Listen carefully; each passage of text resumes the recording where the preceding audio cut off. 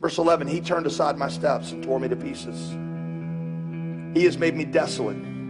He has filled me with bitterness. He has walled me about so that I cannot escape.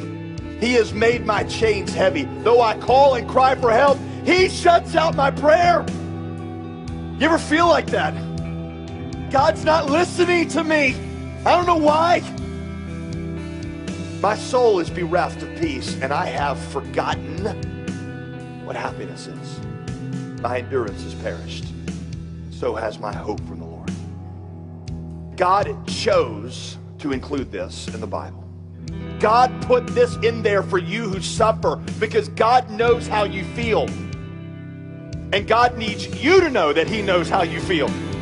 Because sometimes what you need is not theological reasoning. Sometimes what you need is a God who walks through this with you. This I call to mind. Therefore I have hope. The steadfast love of the Lord never ceases. His mercies never come to an end. They are new every morning. Great is your faithfulness. How do you know the steadfast love of the Lord never ceases? In fact, you're going through something and you may be thinking right now that it's because God is mad at you about something. God is punishing you for some past sin. How can you know with that assurance that God's mercies overflow for you every morning? Here's how you know. The gospel of Jesus Christ. Because the gospel is not that you're closer to God and farther from God based on how you've lived. The gospel is that you're close to God based on how Jesus lived and what he did for you.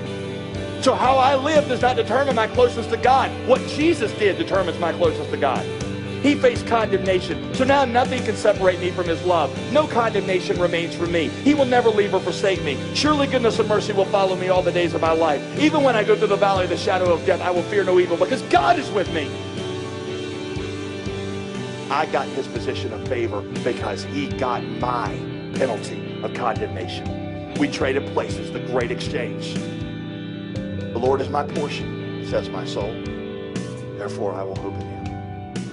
The Lord is good to those who wait for him, to the soul who seeks him. It is good for one to wait quietly for the salvation of the Lord.